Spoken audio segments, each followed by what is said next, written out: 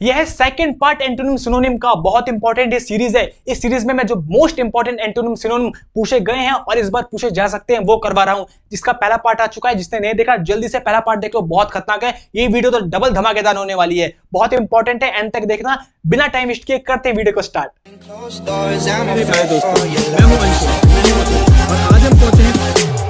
अब देखो जो हमारा पहला वर्ड है वो है इंगेज। इंगेज मतलब होता है अपने काम में इंगेज होना, इन्वॉल्व होना, बिजी होना, ऑक्यूपाई होना। जैसे लड़की होगी अपने काम में ऑक्यूपाई, बात भी कर रही है, नोट्स भी बना रही है, ऐसे काम करवाते हैं कंपनीज में, बिल्कुल एंगेज कर देता है तुम्हें। अब रिलीज मतलब तो होता है भाई किसी छोड़ देना, जैसे अपनी टेंशन रिलीज कर दो, अब तुम मेरे साथ पढ़ रहे हो, आराम से पेपर निकलेगा चुटकियों में। डिसमिस, डिसमिस मतलब होता है किसी चीज को बर्खास्त कर देना, लेकिन टेम्पररी वे में। अगर हम परमानेंट की बात करें तो सस्पेंड वर्ड आता है, जैसे किसी को सस्पेंड कर दिया जॉब से तो वो परमानेंटली हटा दिया। लेकिन अगर हम टेम्पररी की बात करें तो डिसमिस, जैसे मीटिंग आज की डिसमिस हो गई है, टेम्पररी। सेटल मतलब होता है किसी बात को सुलझाना, किसी लड़ाई झगड़े को सुलझाना। हम बोलते हैं चलो सेटल डाउन करते हैं अपने बीच की जितनी भी चीजें हैं, जितनी भी। तो बस ये था चीजें। अब आगे बढ़ते हैं। आगे है डेलिकेट वर्ड। डेलिकेट इसका मतलब होता है नाजुक। इसको याद कैसे रखोगे, बड़े सिंपल है। इसमें कैट आ रहा है बीच में, CAT, कैट, बिल्ली। बिल्लियां कैसे होती है, बड़ी सॉफ्ट होती है, नाजुक होती है, तो डेलिकेट मतलब नाजुक। अब इसका अपोजिट पूछा है हमसे, अपोजिट क्या है, जो बिल्कुल स्ट्रांग हो, फर्म हो। फर्म मतलब होता है स्ट्रांग, जैसे देख रहे होंगे ये जो ग्रिप है कितनी स्ट्रांग है रस्सी में हमारी। जैसे हम अगर पहाड़ चढ़ रहे हो तो उसके लिए स्ट्रांग ग्रिप चाहिए, तो फर्म ग्रिप मतलब स्ट्रांग ग्रिप। जैसे मैं बोलूंगा फर्म माइंडेड इंसान, ऐसा इंसान जिसके इरादे मजबूत हो। तुम्हारे इरादे भी मजबूत होने चाहिए, तो फर्म मतलब होता है स्ट्रांग। अब याद रहेगा हमेशा, ठीक है। अब जो ये तीन होते हैं, फ्लिम्जी, फीबल, फ्रेजाइल, इन तीनों का मतलब एक ही होता है। इन तीनों का मतलब जो बहुत वीक हो, बहुत ही वीक हो, इजिली ब्रोकन हो। इसे याद ऐसे रख सकते हो, फ्लिम्जी जो बहुत ही फिल्में देखता है, बहुत वीक होता है, तुमने देखा होगा, बहुत डरता है, हॉरर मूवी दिखा दो काम हो जाएगा। हाँ। अब नेक्स्ट वर्ड पे बढ़ते हैं। हमारा है एडामेंट। एडामेंट मतलब होता है जो बिल्कुल इनफ्लेक्सिबल हो, मतलब बहुत ही जिद्दी हो, इनफ्लेक्सिबल, देखो तोड़ा मरोड़ा ना जा सके। अब देखो यहाँ देखो, ये दो हैं, दो घड़े हैं, इनको देखो, ये बिल्कुल एडामेंट है, बिल्कुल ठोस, अब इनको तोड़ा मरोड़ा नहीं जा सकता, स्ट्रांग बन चुके हैं, बिल्कुल फिक्स रिजिड। लेकिन इसको देखो कच्चे घड़े को, कितना अच्छा है, आराम से फ्लेक्सिबल है, जैसा चाहो वैसा शेप दे दो।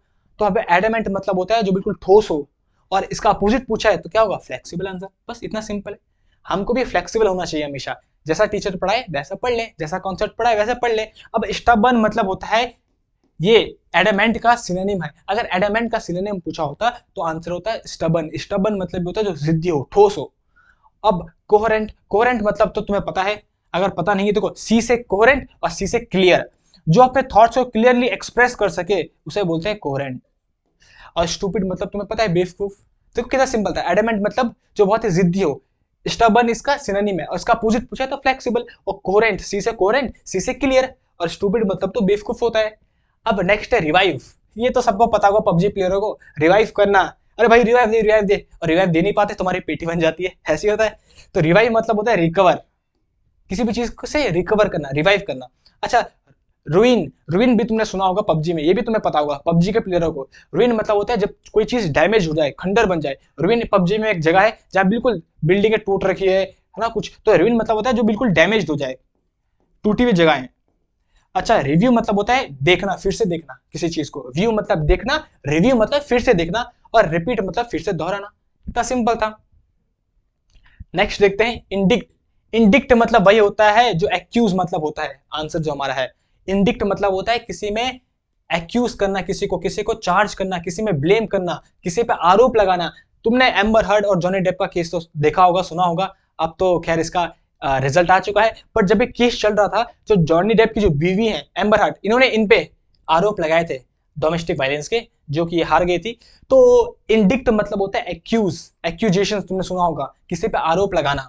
और इसका अगर उल्टा पूछा जाए, अगर इसका एंटोनिम पूछते तो आंसर होता है एक्यूट। एक्यूट मतलब होता है free from all the charges, किसी को बाइज्जत बरी कर देना। अब क्लियर हो गया। इंडिक्ट और एक्यूज मतलब होता है आरोप लगाना, और एक्विट मतलब होता है क्विट, कि आरोप से बरी कर देना, फ्री कर देना। स्पेकुलेट मतलब होता है अपने ओपिनियन बना देना, जैसे तुम लोग बनाते हो अपने ओपिनियंस। अरे मुझे लगता है इस बार पेपर थोड़ा इजी आएगा, कोई बोलता है नहीं नहीं इस बार पेपर मुझे लगता है हार्ड आएगा। तुम स्पेकुलेट कर रहे हो, अपने ओपिनियंस बना रहे हो, धारणाएं बना रहे हो। और फ्रस्ट्रेट मतलब तुम्हें पता है बौखला जाना। अब देखो नेक्स्ट देखते हैं ग्लेशियर। अरे ग्लेशियर मतलब तो तुम्हें पता है भैया, ठंडी ठंडी बर्फें, देखो ठंडा ठंडा पानी, तो ग्लेशियर कैसा होता है? कूल। तो cool is the right answer, synonym पूछा है हमें। अब वार्म मतलब तुम्हें पता है गर्म। कंफ्यूज्ड मतलब जब तुम पता ना हो क्या करना है क्या नहीं करना। और फ्रेंडली मतलब तो भाईबंदी है, अच्छा फ्रेंडली नेचर। बस सिंपल, ये तो बहुत ही सिंपल था। हेस्ट, हेस्ट मतलब होता है जल्दी जल्दी, जल्दीबाजी। अब हेस्ट का मतलब क्या होता है, इसका सिनोनिम पूछा है हमको। अब मैं तुम्हें चारों की मीनिंग बताता हूं, तब तुम मुझे बताना इसका सिनोनिम क्या होगा। देखो, स्लो मतलब तो होता है धीरे, सबको पता है। ब्रिस्क मतलब होता है फास्ट, जैसे मैं बोलूंगा ब्रिस्क वॉकिंग, मतलब फास्ट फास्ट जल्दी जल्दी चलो। डिले मतलब होता है लेट, है ना, देरी। और लिथार्जिक मतलब होता है लेजी। एल से लिथार्जिक, एल से लेजी। अब तुम्हें हमेशा याद रहेगा।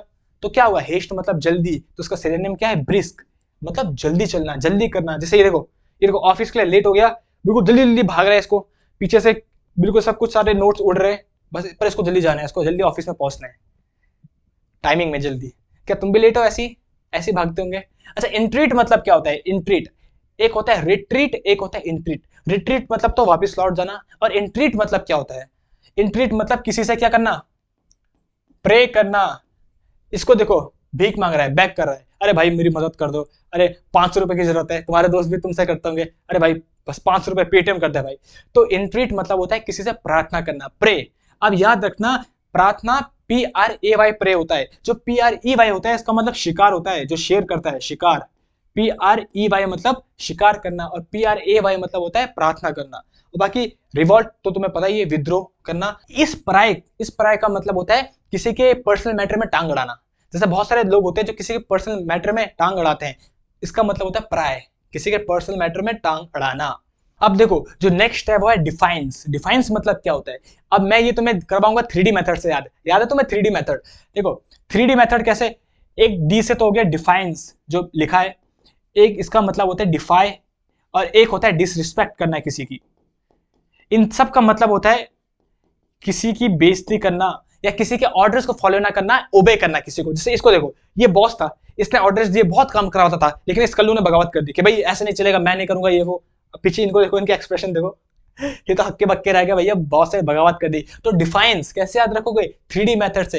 डिफाइंस, डिफाई, डिसरिस्पेक्ट, इन सब का मतलब होता है ऑर्डर्स को फॉलो ना करना। इसका सिनोनिम पूछा है तो इंसोलेंस इसका सिनोनिम हो जाएगा। इंसोलेंस मतलब भी होता है किसी के ऑर्डर्स को फॉलो ना करना। अब देखो मीकनेस, मीकनेस मतलब तुम्हें बताया था, मीकनेस और टिमिडिटी दोनों का मतलब होता है जो बहुत डरपोक हो, डब्बूपन। स्टूपिडिटी मतलब तुम्हें पता है, बेवकूफ। और डिलीजेंस, डिलीजेंस मतलब होता है जो हार्ड वर्क करो, जो बहुत हार्ड वर्क करे। अच्छा, अब कैसे रखो? Defiance, defiance, defy, disrespect, insolence, इन सब का मतलब होता है ऑर्डर्स फॉलो ना करना। बस इतना था, बाकी वीकनेस और टिमिडिटी मतलब तो तुम्हें बता चुका है मैंने। अब देखो कॉन्फ्लुएंस, कॉन्फ्लुएंस मतलब क्या होता है? तुमने दो वर्ड सुने होंगे, कॉन्फ्लुएंस और एक होता है इन्फ्लुएंस।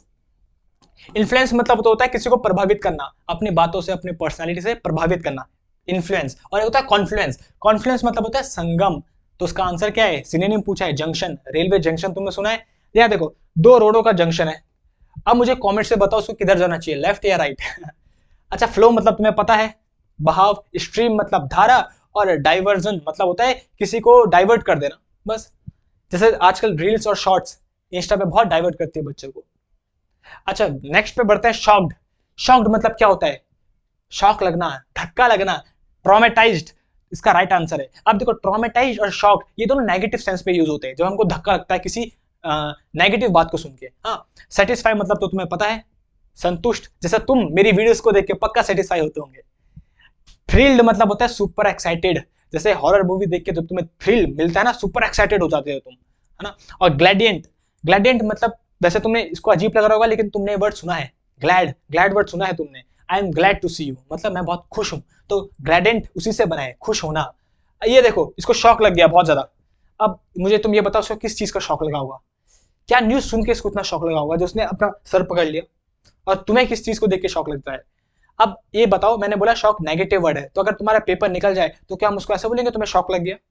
कमेंट्स पे लिख देना। अब एग्रीवेट, एग्रीवेट मतलब क्या होता है? एग्रीवेट मतलब किसी चीज को और ज्यादा वर्स कर देना, वर्सन कर देना, और ज्यादा खराब कर देना। जैसे कोई डायबिटीज का पेशेंट हो, शुगर का पेशेंट हो, और उसको और चीनी खिला दो तो कंडीशन और ज्यादा वर्स हो जाएगी। अब यहाँ पे देखो, यहाँ पे प्रैक्टिकल डेमोन्स्ट्रेशन करके हमको बताया है, जब भी हम कोई खाना बनाते हैं कुकिंग, तो जब वहां आग लगती है कभी पानी नहीं डालना चाहिए, वो कंडीशन को और ज्यादा वर्सन कर देगी, और ज्यादा जो आग होगी उसको और ज्यादा भड़का देगी। तो एग्रीवेट मतलब होता है और वर्स कर देना किसी सिचुएशन को। डेवलप मतलब होता है बढ़ाना, जैसे हम कोई भी चीज डेवलप करते हैं, अपने करियर को डेवलप करते हैं, बढ़ाना। कंट्रोल मतलब मैं तुम्हें बता चुका हूं, किसी चीज को काबू में करना, रेगुलेट करना। और एमिलियोरेट मतलब होता है कम करना, किसी भी चीज को कम करना। आपको अपने गुस्से को एमिलियोरेट करना चाहिए, कम करना चाहिए। पढ़ते हैं नेक्स्ट वर्ड है रेज्ड। रेज्ड मतलब तुम्हें पता है क्या होता है? ब्रॉट अप, किसी को पालना। जैसे देखो बच्चे, छोटे बच्चे होते हैं, इनको बड़ी केयर की जरूरत होती है। ये बड़ा क्यूट बच्चा है, तो जैसे कि हमारी मम्मी हमको पालती है, बड़ा करती है, रेस करती है, तो रेस्ड अप मतलब होता है ब्रॉट अप। अच्छा आगे बढ़ते हैं, ओवरवेल्म्ड। ये तुमने वर्ड बहुत बार सुना होगा, ओवरवेल्म्ड। इसका मतलब क्या होता है? इसका मतलब वही होता है जो ओवररॉड का मतलब होता है। दोनों का मतलब सेम है और हमारे आंसर भी है। ओवरवेल्म्ड मतलब क्या होता है? जब बहुत ज्यादा खुशी होती है, तुम खुशी से फूले ना समा रहे हो, उसे बोलते हैं। जैसे इसको देखो, इसको इतने सारे गिफ्ट मिले, इसकी एक्सप्रेशन देखो। असली में जब ज्यादा खुशी होती है तो आदमी को पता नहीं होता, कंफ्यूज हो जाता है कि क्या एक्सप्रेशन करें। इसको देखो, इसको इसने प्रपोज किया, ये जब खुशी छुपे ना चेहरे से, जब बहुत ज्यादा खुशी हो, जैसे तुम्हारा पेपर जब निकल जाएगा तो तुम्हें भी ओवरवेल्म वाली फीलिंग आएगी, बहुत ज्यादा खुशी होगी। अब ट्विची मतलब होता है जब तुम बहुत नर्वस हो किसी चीज को लेकर, जैसे पेपर को लेकर नर्वस होते हैं। और अप टाइट और जेट्री दोनों का मतलब होता है डिस्टर्ब, जब तुम डिस्टर्ब हो। इसे याद कैसे रखोगे? अप टाइट, जैसे पैंट जब टाइट हो जाती है तो बहुत डिस्टर्ब हमको होता है, ऐसे याद रखो। अप टाइट जेट्री मतलब डिस्टर्ब, ट्विची मतलब नर्वस, ट्विची। और ओवरवेल्म्ड मतलब जब बहुत ज्यादा खुशी की फीलिंग हो। अब बढ़ते हैं आज के अपने लास्ट वर्ड की तरफ, जो है अचीवमेंट। अचीवमेंट मतलब तुम्हें पता है उपलब्धि। अब अचीवमेंट का हमको सिनोनिम पूछा है एक जैसा, तो ट्रायम्फ ये इसका आंसर है। ट्रायम्फ मतलब होता है फीलिंग ऑफ विक्ट्री, जब हम जीत जाते हैं तो विक्ट्री की फीलिंग को ट्रायम्फ बोलते हैं, अचीवमेंट। अच्छा फेलियर तो तुम्हें पता है, जो फेलियर है, डिबेकल है, डिजास्टर है, ये तीनों के तीनों नेगेटिव वर्ड है। हाँ नेगेटिव वर्ड तीनों की तीनों। अच्छा देखो अचीवमेंट तुम्हें पता होगा, जब हम 2011 का वर्ल्ड कप जीता था इंडिया, कितनी बड़ी अचीवमेंट थी। आज तक भी हमारा जो सीना है वो गर्व से चौड़ा हो जाता है। इस पे हमारे सचिन तेंदुलकर ने रिटायरमेंट ले ली थी इस वर्ल्ड कप के बाद। तो इसे बोलते हैं achievement, Triumph, feeling of victory, failure, disaster, debacle. ये तीनों की तीनों नेगेटिव वर्ड है, नेगेटिव सेंस पे यूज होते हैं। फेलियर मतलब तुम्हें पता है फेल होना, डिजास्टर मतलब तुम्हें पता है दुर्घटना, और डिबेकल मतलब होता है ब्लंडर, बहुत बड़ी गलती हो जाना। जैसे हम बोलते हैं मेरे से इतना बड़ा ब्लंडर कैसे हो गया, इतनी बड़ी गलती कैसे हो गई।